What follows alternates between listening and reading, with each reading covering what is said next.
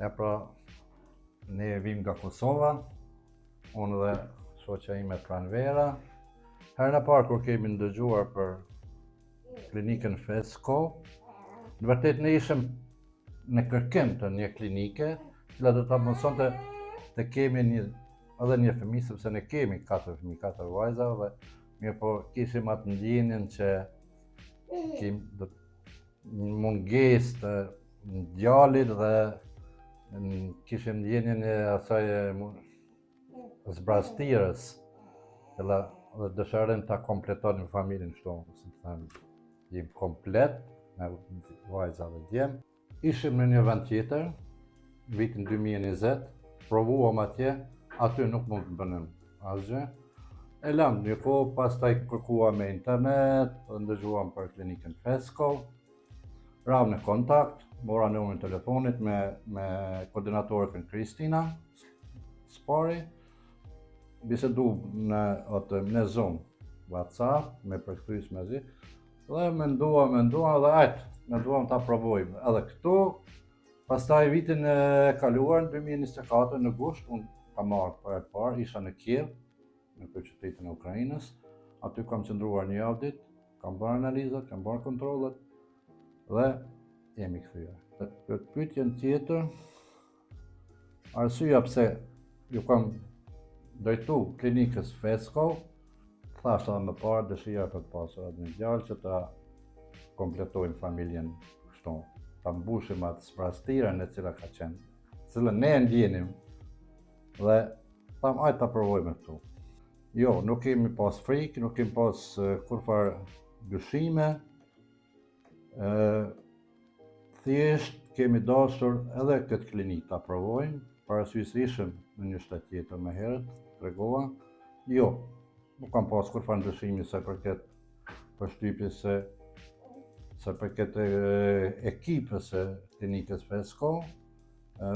Kur kam shkuar për herë të parë, më ka pëlqyer këtu ambienti, më ka pëlqyer sjellja, mirëpritja, si ta them, dhe as pak nuk kam pas dyshim se jo, nuk kam pas vështirë, nuk ka qenë hera parë për me ardhur këtu. Unë kam lexuar për Ukrainën, jam interesuar për situatën, edhe në 2024 ka pas luftë, thjesht ndoshta pak nga përvoja ime, se edhe ne në Ballkan kemi pas luftë, kështu që lufta për mua nuk ka qenë që problem. Mirë po edhe shumë mirë kemi kalu, nuk kemi pas kurfar problemi sa përket kësaj pyetje. Jo, nuk e kam ditur historinë e klinikës, sa përket se sa vjet ka përvojë punë kjo klinikë.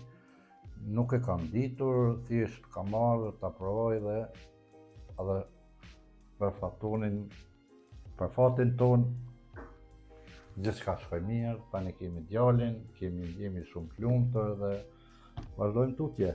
Se përket kësaj pyetjes se çka është të mbetet në kujtesë me ekipin e koordinatorëve, çfarë them, të gjithë kanë qenë të buzëqeshtë, të mirë na kanë pritur në çdo, na kanë ndihmuar në çdo mënyrë, si në strehim, si në banim, si në letra, si në rregullimin e letrave dhe në gjitha. Kemi një ekip shumë të aftë, çka të them tjetër. Sa përket luftës në Ukrainë thash, jo, frikë nuk kam pasur. Gjithmonë kam pas ndjenjen e sigurisë, nuk jam friksuar nga asgjë dhe gjithçka ka shkuar mirë. Po, jam ndjerë si në shtëpinë time, kam ndjerë i sigurt, më thotë, një javë kam qenë herën e parë në Kiev, në hotelin Favor, aty kanë qenë shumë korrekt, shumë mirë, nuk kam pas kurrë probleme, si krejt ka qenë në rregull. Jo, nuk ka pasur nevojë që ekipi i klinikës të më këshilloj për diçka, sepse unë do pak jam i rritur dhe nuk kam ndjerë kurfar frikës, kam pas nevojë për si lloj këshilla, sepse jam ndjerë i sigurt. Se përket hapave për rregullimin e letrave, çdo gjë ka qenë e qartë, çdo gjë ka qenë e qartë dhe ashtu si më kanë thënë, ashtu edhe më ka dalë. sa përket letër. Jo, nuk ka pas momente të vështira, gjithmonë ka qenë me mirë kuptim, gjithmonë ka qenë me marrëveshje dhe çdo gjë ka shkuar në rregull. Banesa ka qenë ashtu siç po themi, banesa është e mirë, rregulluar, e re, dhe ne quajmë këto ta mirëmbajmë dhe sa përket kushteve në banesë janë perfekt. Sa përket procesit të qëndrimit tonë në Çernivci, ka të them, çdo gjë në rregull, kur problem, s'kem pas asnjë problem. Qyteti, kisha thënë rrugë t'i ndreshin pak. Qyteti pjesa vjetër, me atë kaldrëmin, me ato kockat, me ato guret, nuk më pëlqen, duhet të investohet shumë në rrugë. Sa përket ekipit mjekësor, në rregull ka qenë, edhe në spital, nuk kem pas problem, çdo gjë ka shkuar mirë,